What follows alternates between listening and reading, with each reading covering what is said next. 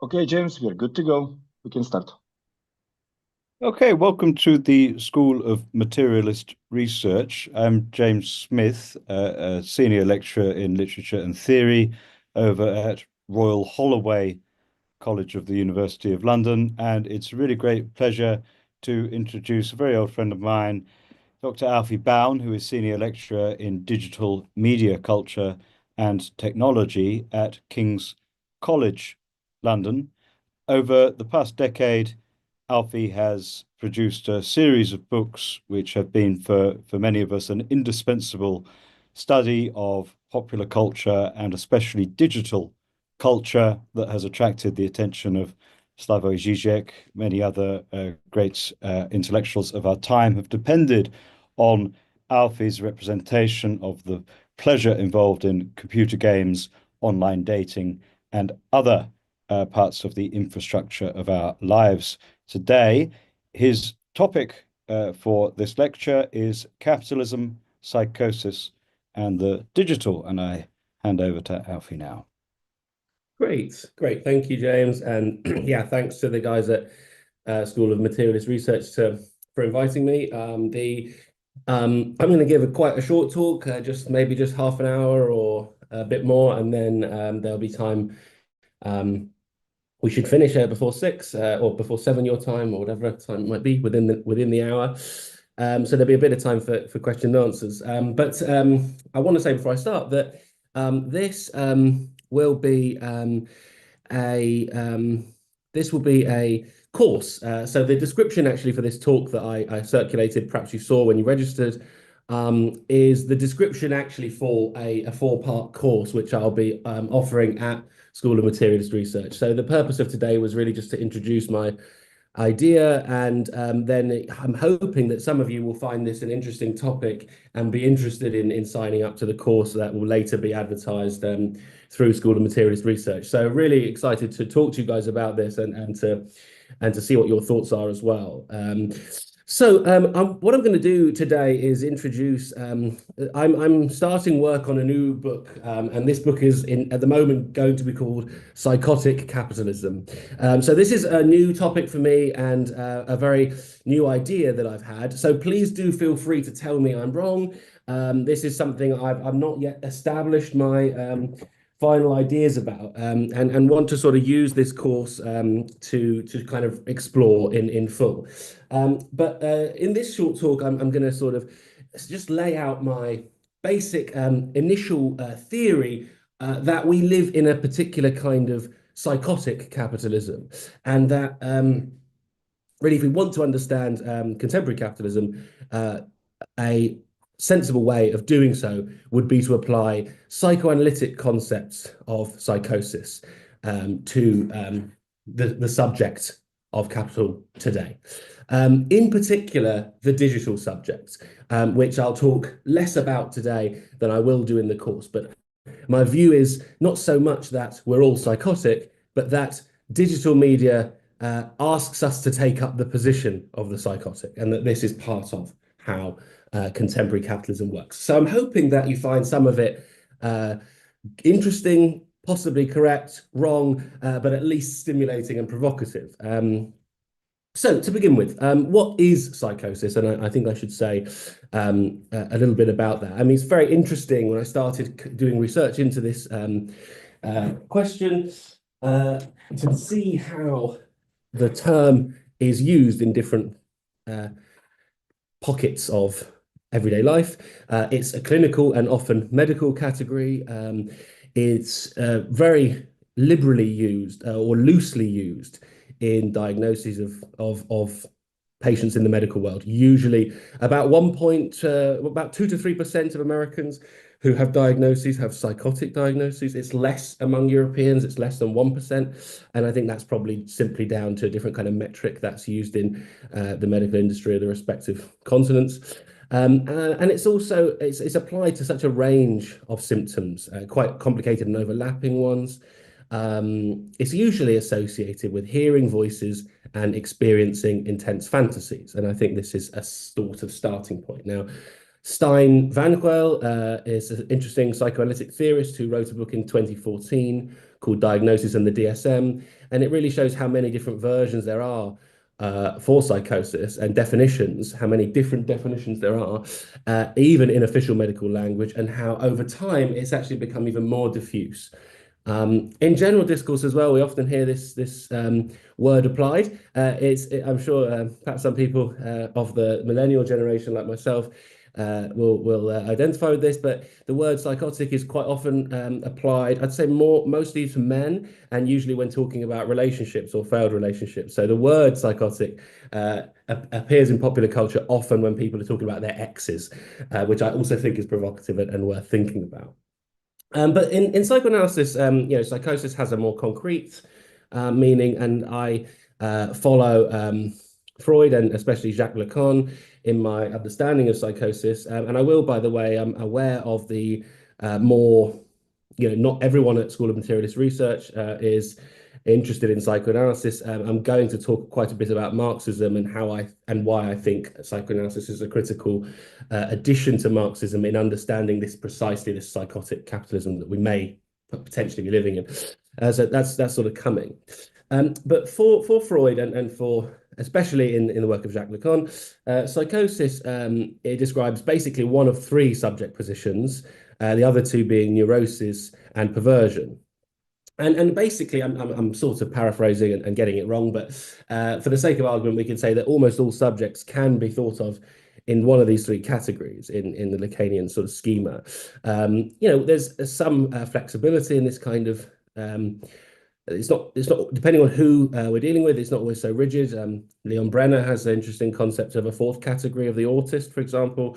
Other people have argued for a much more flexible combination of categories. But in general, we do have these three going together: neurosis, psychosis, and perversion.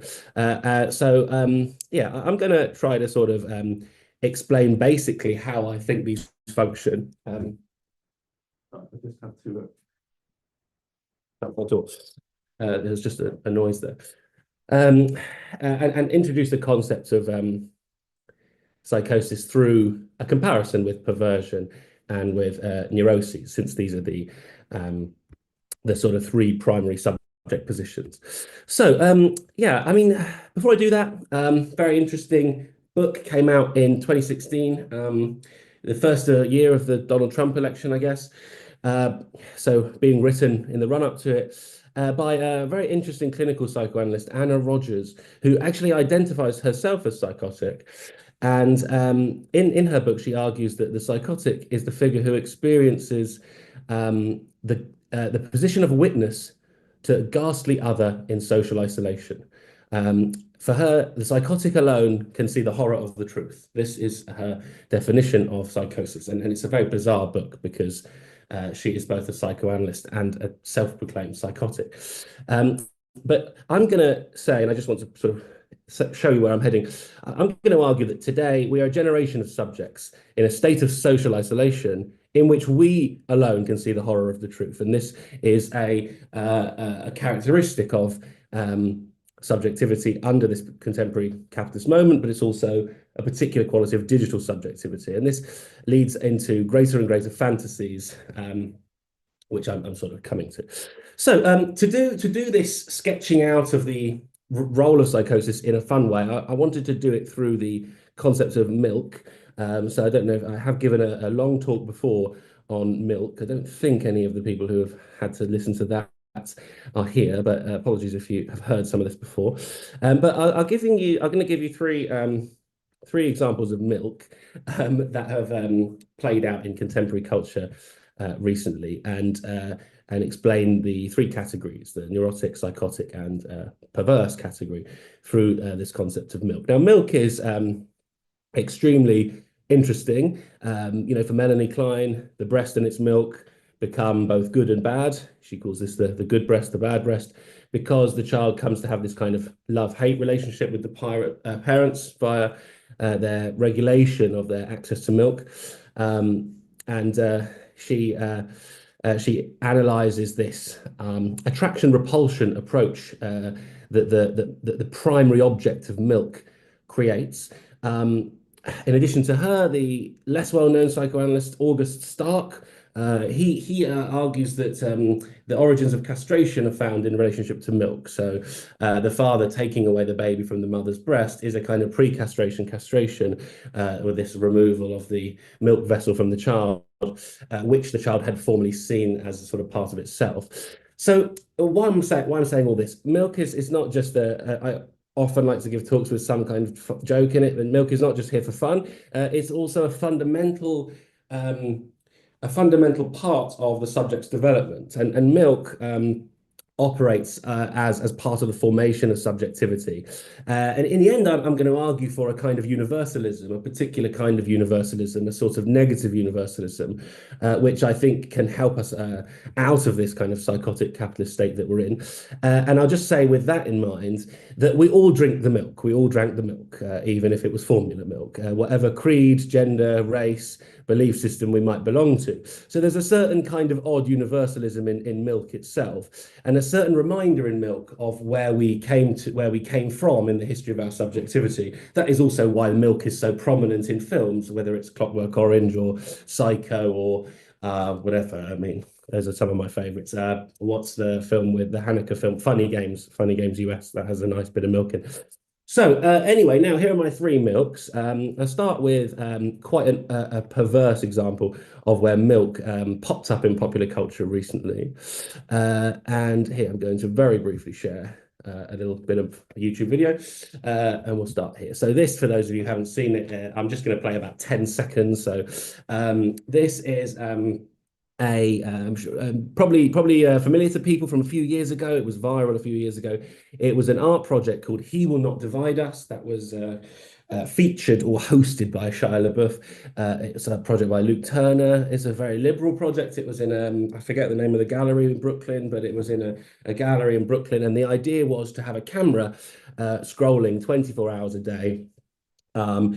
And at every moment for 24 hours a day, someone would be there saying the phrase "He will not divide us," meaning, Donald Trump's arrival would not divide the American nation, etc. I mean, it's quite a divisive artwork, if you ask me, but that's not why. That's not why this is here. But yeah. So one of it made the viral news partly because of the digital sleuthing that happened in the kind of Chanboard community, and eventually they tried to move it to another location, and using flight patterns and crazy internet sleuth tactics, these kind of trolls on 4chan discovered it and carried on trolling it or whatever. But one of the critical ways in which the trolling took place was through milk, and I'll just show you a couple of seconds of this video. You can start with being. In fact, I'll take off the music so I can just talk. You can see the big jug of milk, and the milk is sort of poured over their faces. These kind of they sort of wave the whole milk, pour it over their faces, and sort of chant with their tops off in this kind of masculine celebration of the milk. Now, this is connected to a long, interesting bit of digital history itself, in that the milk became a sort of troll of Antifa. So the initial starting point for this was during in March, I forget which one, the sort of right-wing campaigner Baked Alaska was maced by the police while at a rally, and to alleviate the effects of the mace, him or his colleagues poured milk on his face, and this was the start of milk becoming this sort of symbol for the Trump supporting or troll. Trump sort of supporting troll community in this particular niche of American digital culture. And Richard Spencer, the more well-known sort of whatever he is, sort of far-right activist of some kind, he used milk emojis, which eventually then became the cow emojis in Twitter, and as a kind of red dog whistling to this kind of community. So the milk has a history, and here it's very important that the tops are off, the milk's being poured, and this is precisely in Lacanian schema a perverse milk. What is perversion in the Lacanian psychoanalytic schema? Perversion is the idea of an uncastrated subject. The subject denies their own castration. It's not through repression, as the neurotic does, but through a sort of disavowal, of their own castration. So acting like uncastrated subjects, this is precisely what we see here, with all the sexual tension, etc., contradictory in itself. But the drinking of the milk here represents this. It goes back again, as I said, we can put that in the terms of August Stark or Melanie Klein. This is a refusal to be castrated. I'm having direct access to the milk. There's nothing you could do about it. This is also the act of the pervert in other contexts, flashing, dick pics, whatever.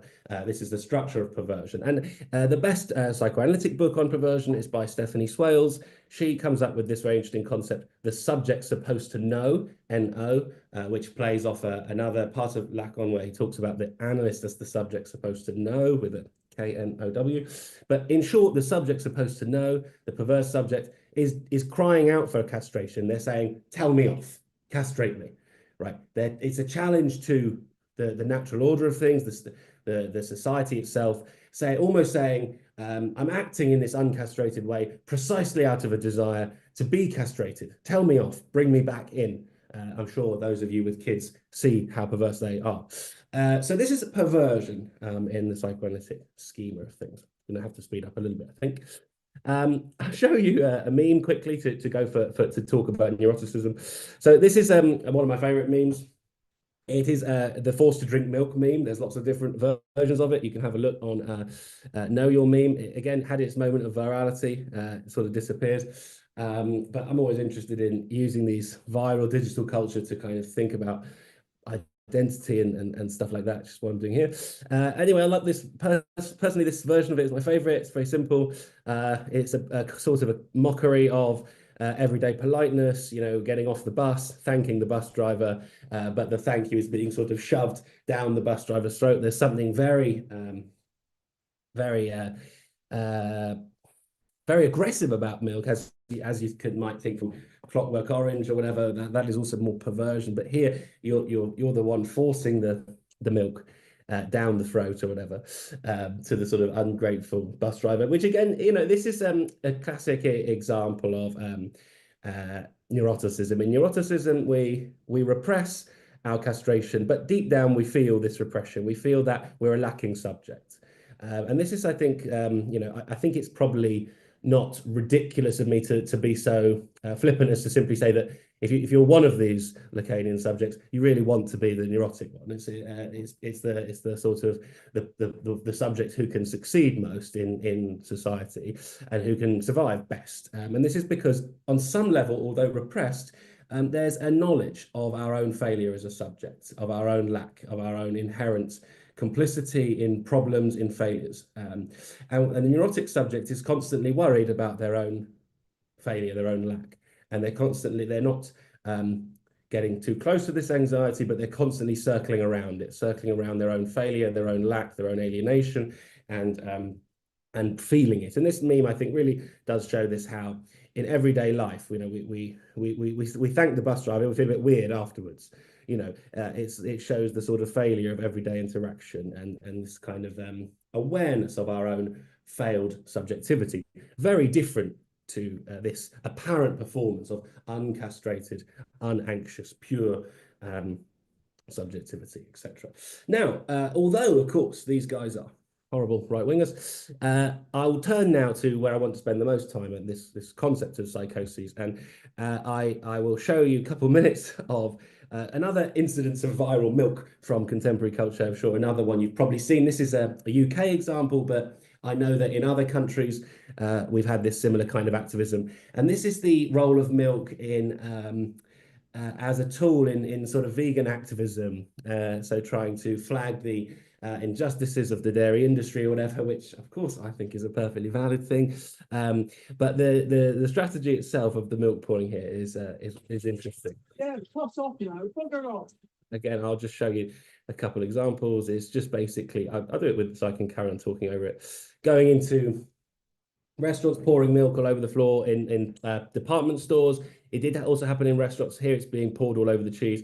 I mean, this is an enormous waste, obviously. It happened in Salt Bay's restaurant, which I find slightly more funny. But you know, in general, I think this is a third example here, and I think this almost has the, I don't want to say worst, but because obviously on the one perspective, on the level of content, of course, I would much more respect the cause here than here. But at the level of form, I actually want to say that this is the most concerning of the milks, of the viral milks. And this is the psychotic milk pouring. And what is the psychotic? Well, the psychotic is a subject who, unlike the neurotic, who feels lacking themselves, even though they repress that lack, and unlike the pervert who wants to be castrated. So let's put it this way. The neurotic is intensely aware, although repressed, of their own castration and circle around it constantly. The pervert cries out to be castrated, asking to be welcomed back into the world of society. The psychotic, it does something different. It perceives the hole, the gap, the lack, not in itself, but in the external world. So this is the most critical definition of psychosis for me. It's the subject who, instead of perceiving themselves as the lacking subject, locates the lack in the outside world, right, in the outside world. So here we've got a type of milky activism where the problem is conceived of, the subject is conceived themselves as pure, the milk pourer, and an external projection here is the others who are doing it wrong. If everyone would stop eating meat, etc., if they would stop doing their thing, we would be, you know, the hole in reality would be closed. So to repeat again, just so it's clear, the psychotic perceives a hole or a gap not in themselves, but in reality itself. And this is the critical thing which I sort of want to draw out. And I use that example not to criticize vegans, which I should be one. That's not the point. But to point to the dominance of this psychotic structure in our ways of thinking today. And I think that this point, this idea of believing a hole in reality rather than a hole in ourselves, is precisely what leads us into a divisive world, you know, to speak of he will not divide us or whatever, and takes us away from the universality of lack, of our own complicity in as lacking subjects within the world. So in philosophical way, the way I would think this through, I've done this now, and I'll switch to a different mode, a more philosophical mode, I guess, because I want to make this argument in parallel through a distinction between the ideas of Jacques Lacan and Louis Althusser, the Marxist Louis Althusser, who also was a psychoanalyst, big part of psychoanalytic history.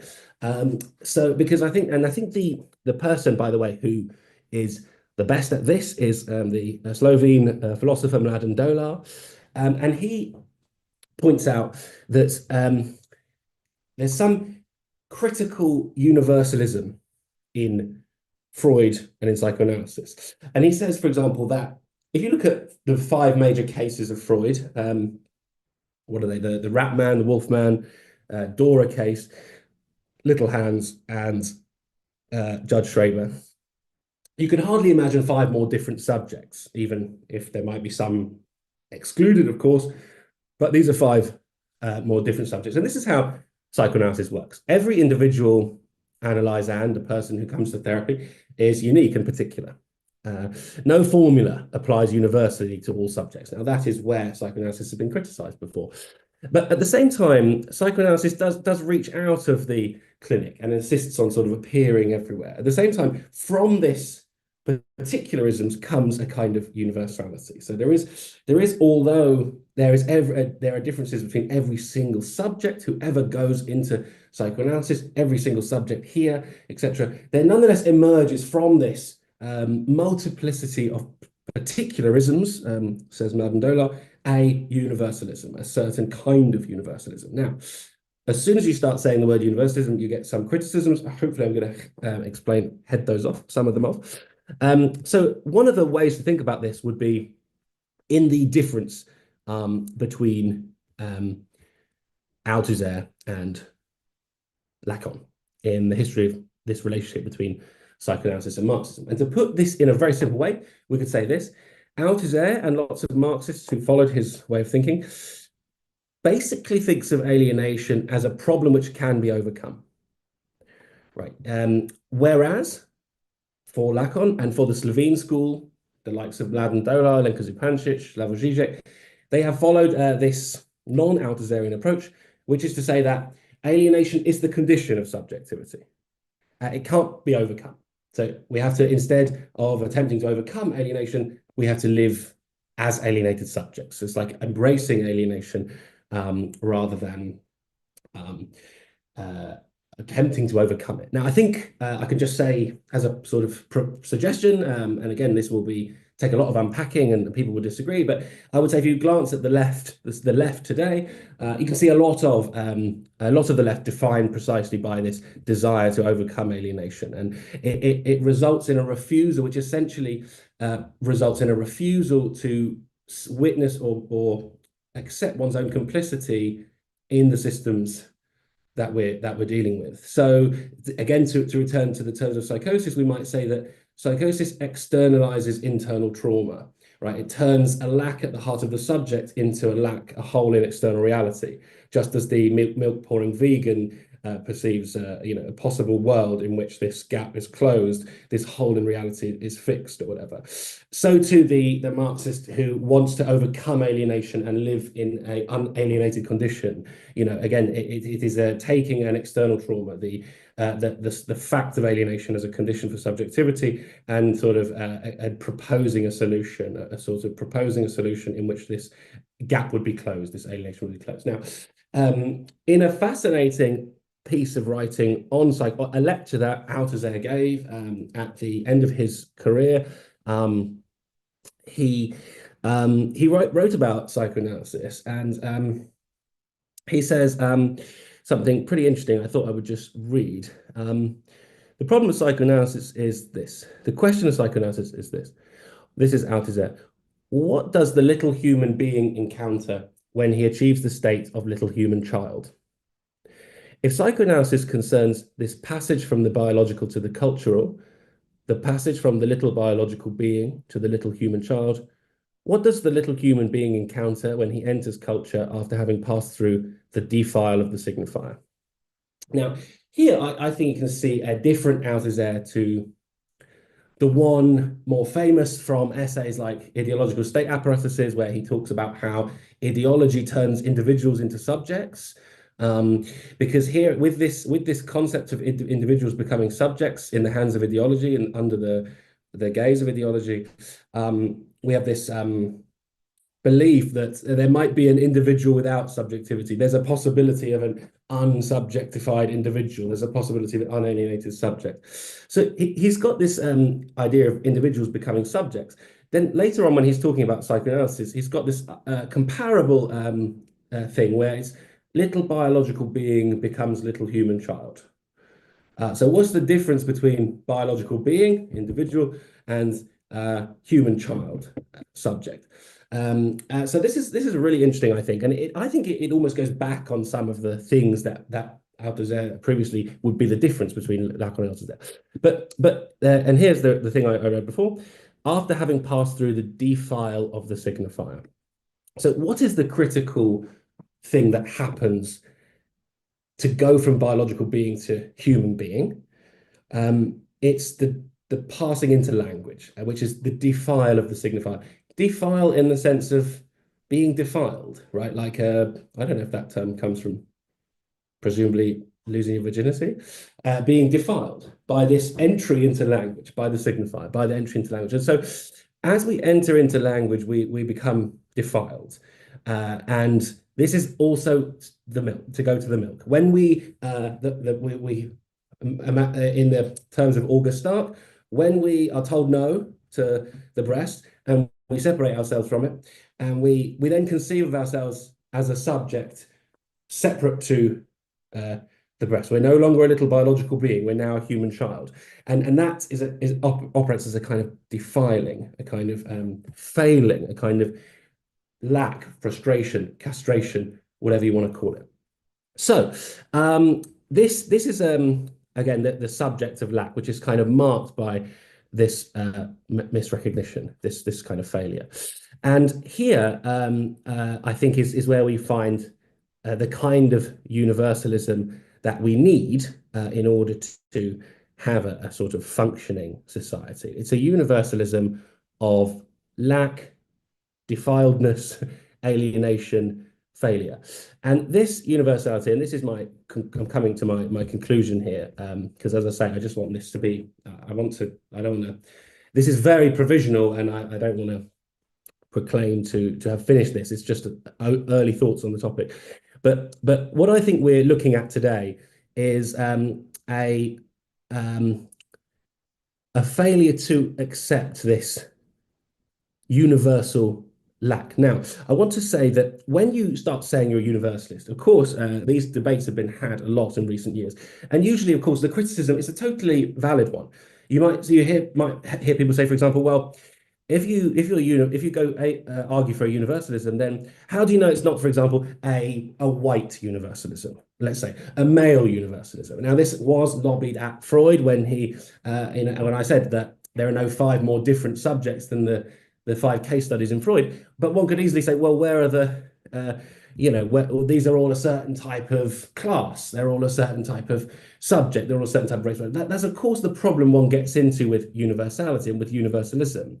And that's where we've run into we've reached a bit of an impasse, I would say. But precisely because this universalism is only a problem when it's expressed in positive terms, right? It's only a problem if you don't, if you start prescribing what it is, right? If you have only a negative universalism, right? The only thing we share is our differences, right? And which is how I read the Lacanian position. The only thing we share is our differences. The only thing we have in common is our failure.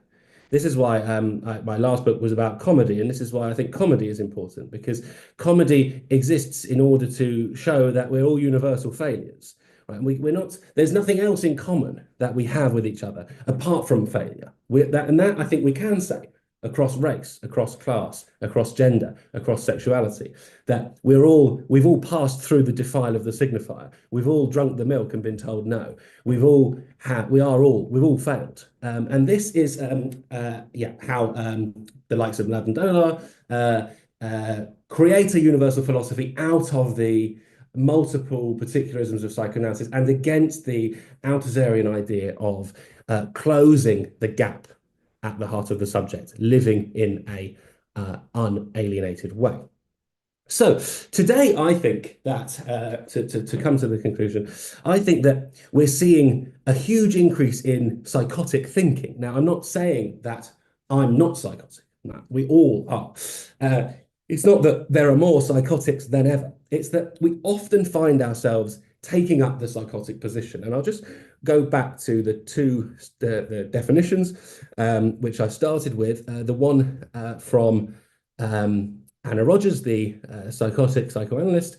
The subject takes the position of witness to a ghastly other in social isolation. Now, I'll read a bit more of her narrative, which explains how she felt as a young person first experiencing psychotic thinking. It's quite an interesting passage. It's a little bit long, but just take 2 minutes. At 13, I had an experience that has stayed with me all my life. Sitting in a chapel by myself, I experienced a sudden change in the light, as if everything were glazed with honey, even as the air darkened. The visage of Christ on the cross changed, too. His eyes of a livid green leapt from their sockets and seemed to bear down on me. Faces contorted with pain surrounded the altar. I felt myself in the presence of something profoundly evil. Just as suddenly I heard voices singing in exquisite music, although I could not make out the words. After some time, the world returned to me and I left the chapel. Confronted by an experience that baffled me and yet was addressed to me, I realized I must be Joan of Arc, returning to do something I could not escape. 2 years later in high school, I heard voices from a book cabinet. I wanted to hear what they were saying to me, throwing my Latin book to the floor to stop the competing recitation, which had morphed with the voices in the classroom. I began to hear voices at unexpected moments, sometimes catalyzed by a mechanical noise, such as radiators going on or off. I knew just as suddenly that I had been elected by a force beyond me to translate these voices. And I began to work on an alphabet and a new language that might speak across all languages and stem the spread of evil throughout the world. I also experienced burning in my arms, and it was clear to me that cardinals and archbishops had implanted splinters to burn me alive, to stop me as I worked to translate celestial voices. I spoke of these experiences to no one. Okay, so this describes, and to go to her definition again, the psychotic is the subject who takes the position of witness to a ghastly other in social isolation. The psychotic can see the horror of the truth, but sees it alone. And I think this is exactly what we see in a dominant way. We could, one example, and one of the reasons why I wanted to give the vegan example is because some of the go-to examples for me would be of a particular political persuasion, like QAnon, for example, and conspiracy theory. The dominance of QAnon is precisely this kind of structure, right? And in fact, she could almost be talking about that when she gives this passage. I began to work on a new language that might speak across all languages and stem the spread of evil throughout the world. So the psychotic sees a hole in reality, and it sees itself as appointed to close this hole, right? But it doesn't see a hole in itself. It sees itself as complete, as a complete subject, as a kind of unalienated subject, and locates the problem outside of itself. It externalizes internal trauma. If we look at something like QAnon and conspiracy theory, we see precisely this kind of thing. We see that these are fantastical tendencies, I would say, which are psychotically structured, as we would say in psychoanalysis. They are getting more and more far-fetched, often with more and more possibilities. And we can look to tech solutions in Silicon Valley and say how these approaches to computation are precisely an example of this kind of psychotic thinking, where instead of seeing how riven with failures these things are, they're proposed as utopian solutions to close the gap in reality in the future. We can see the same pattern in, as I say, conspiracy theory, QAnon, these kind of fantastical ideas of revealing the hidden truth of the secret order of things, you know, the sort of Illuminati order of things, and therefore closing the trick, the matrix that we're all in. We can see it also in some climate change activism and in dystopian projections of the future, which, of course, while it might have every reason to exist, also takes up this psychotic structure of locating a problem somewhere else, rather than in oneself. And we see it, I think, in every instance of activism and protest that we witness on, well, almost every, that we witness on our streets among the progressive and leftist community. Even though, of course, there's many reasons to protest, but nonetheless, our protests take the form of a psychosis in many cases. And for me, this, and I want to make the specific point of saying that we see this on the left and the right. This is something we see. And I think the reason why it happens, which I haven't yet solved, is a mixture of economic precarity and digital media. So this is why it applies across the board. It applies universally, not in a politicized way so to me, this appearance of psychotic thinking in more and more places, and again, I would just one last comment make about the digital nature of it, is because, you know, we might not be psychotic ourselves, but if our Instagram profile kind of is. So we can see that there's something more than this. It's part of the way we're invited to occupy a certain space, right? So so I think that this project, which is just starting, which I'm calling Psychotic Capitalism, is about using this framework that I've sketched out to you of a psychoanalytic Lacanian way of thinking of psychosis as a structure, looking at why and how it seems like we're so inclined to occupy psychotic positions, because for me, recognizing our own, universal failure as subjects, no matter what creed, belief, how the other might seem, would be the first step to any kind of useful socialist or even communitarian project. So I worry that we're getting further away from the possibility of collective politics. And just a quick glance at how viscerally the Liberals hate the Trump supporters, to me, proves this point. I think the Liberal reaction to Trump is, while it may have every legitimate reason to exist, is also psychotic structurally. So what I want to do is combine this, is use this theory to ask these questions, because I'm personally concerned that this kind of psychotic capitalism this kind of psychotic thinking will make it impossible to deliver us from the conditions we're in, or even start thinking about what a community can be. I think that's the first step, is to neuroticize that psychoticism, accept our complicity and our failed nature as subjects, and look to that as a universal connection between us all, rather than this kind of particularist thinking that seems so dominant. So yeah, and I think so. Hopefully, I've been able to sketch out how interesting that could be. I'm definitely thinking that I'll be getting a lot of things wrong, by the way. So please do say if you just think this is silly, or which bits are most silly. But yeah, it's very just a blueprint for a project which will be quite long, and I'm hoping to I'm going to teach this four part course for School of Materials Research. So yeah, I mean, whether you thought that was good or awful, please think about coming and participating in these discussions with me around it. So thanks so much for listening, and yeah, I'd love to see if people have thoughts. Well, thanks so much, Alfie. There is, I believe, a little time for questions now.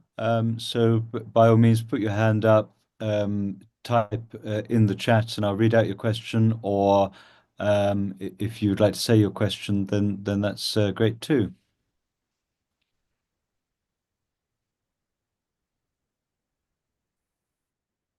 Hello, can I be heard?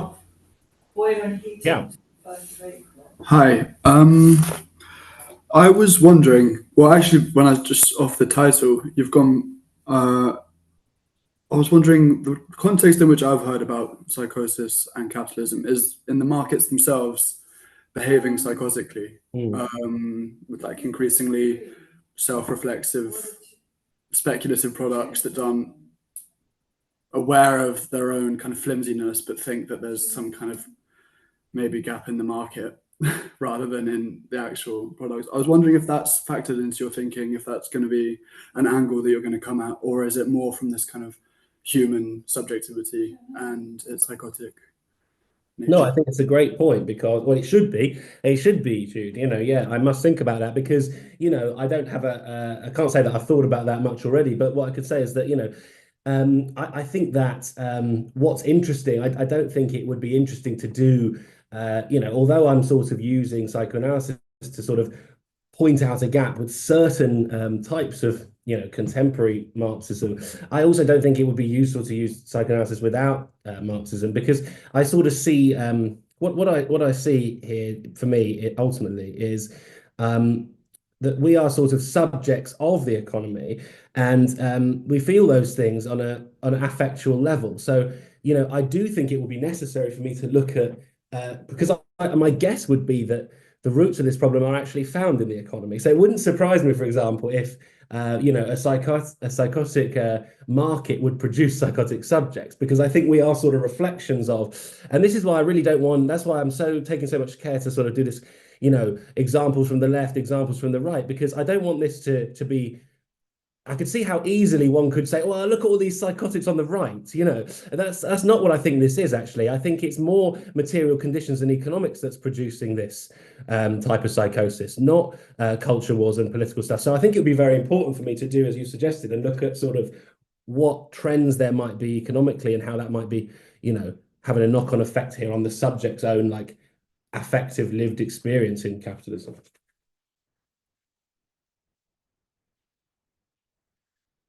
But yeah, very good question.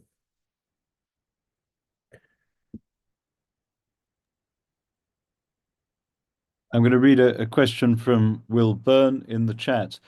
In what ways is the left to blame for its own psychosis, especially regarding its inability to reflect on its own failures in the 1917 Russian Revolution and the failure of Marxism itself? Yeah. Also interesting. I mean, I have to say I don't know, that much of the history, but I've thought about this question.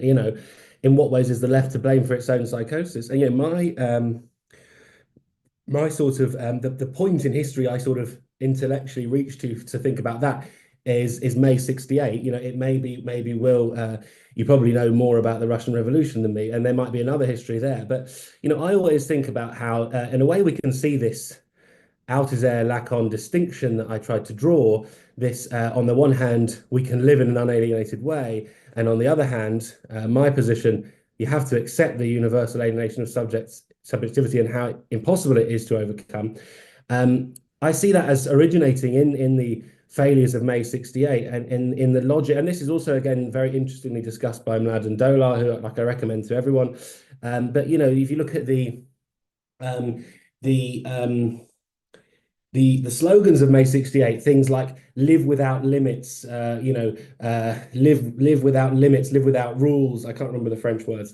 But these are the slogans of May 68, and they really leaned into this idea of an unalienated subject. And I think that's where things have gone wrong. And I think if you, historically anyway, and then again, I think I can't quite necessarily draw the line too clearly, but I'd say if you look at the left today, we very much struggle often to see ourselves as complicit within the patterns that we're noticing. We advocate for certain causes with a kind of purity, and this is something again more controversial, but I want to get into in the writing of the book. This kind of like purity culture and contamination culture. This word I liked from the quote from Althusser I gave, defile. I wish we as the left would accept we're all defiled, but it seems like that's the thing we struggle with the most, and we actually want to sort of wash out ourselves of our complicity in these things, and I think that is a failure. So yeah, I think that's a great question, and yeah, good. I'm happy. I don't know about the how to frame this in terms of Russian Revolution, but I'm going to look into it now. So thanks for that comment as well. I'm going to bring in one more comment from the chat that Natalie is giving, and then after that, I think the timing says that the rest of the conversation must wait for Alfie's course, which I think this discussion of calling time on the psychotic left and waiting for a time when we have a merely neurotic left. I think that's been a very good advertisement for the course. I'll just throw in Natalie's point that Russell Grigg talked about the psychotic structure and the excess of reason. For instance, the psychosis involved in academic research to an expert extreme, and well, that's certainly something that you've addressed in your first Zero book, I think, Alfie, the psychopathology of academic work itself.